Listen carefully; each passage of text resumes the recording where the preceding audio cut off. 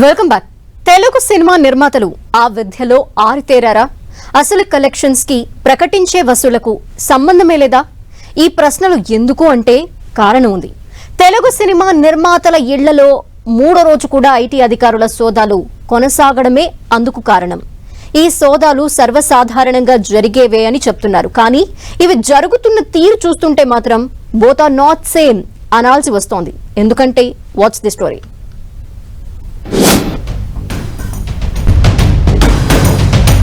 టాలీవుడ్ పై IT special focus. వరుసగా మూడో రోజు కొనసాగిన సోదాలు. సోదాల సమయంలో దిల్ రాజు నివాసంలో వాగ్వాదం. తెలుగు నిర్మాతల నివాసాల్లో మూడో రోజు కూడా ఐటీ శాఖ సోదాలు నిర్వహించింది. గురువారం నిర్మాత దిల్ రాజు ఇంట్లో సోదాలు కొనసాగ్గా మధ్యాహ్నం సమయంలో ఆయన తల్లి అస్వస్థతకు లోనవడంతో ఐటీ అధికారుల వాహనంలోనే ఆస్పత్రికి తీసుకెళ్లడం కనిపించింది. గత 3 రోజులుగా దిల్ రాజు సహా కొందరు నిర్మాతల ఇళ్లలో ఐటీ శాఖ సోదాలు నిర్వహిస్తుండగా గురువారం సాయంత్రం దిల్ రాజుకు ఓ లేడీ ఆఫీసర్ కి మధ్య వాగ్వాదం చోటు చేసుకుంది. మరోవైపు ఇదే అంశంపై తెలుగు దర్శకుడు అనిల్ రావిపూడి కూడా స్పందించారు. సంక్రాంతికి వస్తున్నామనే సినిమా తీశాం, ఐటీ శాఖ కూడా సంక్రాంతికి వచ్చారంటూ లెటర్ లైన్ లో చెప్పుకొచ్చారాయన.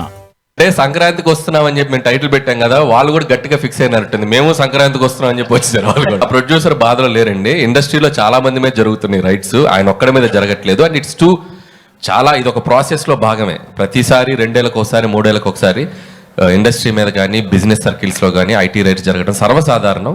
సో అలాంటి ఒక ప్రాసెస్ లో జరిగే భాగం. ఇంకా వాళ్ళు మమ్మల్ని మేము వాళ్ళకి కాంటాక్ట్ అవ్వలేకపోతున్నాం.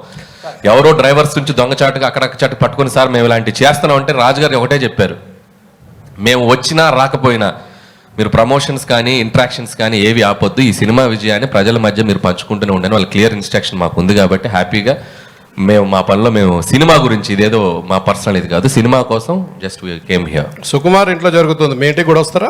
సుకుమార్ ఇంటి పక్కకి నేను ఇంకా షిఫ్ట్ అవ్వాలా, త్వరలో షిఫ్ట్ అవుతున్నాను ఫిబ్రవరికి. కాబట్టి మా ఇంటి పక్కకి లేను కాబట్టి ఇంకా రాలేదు.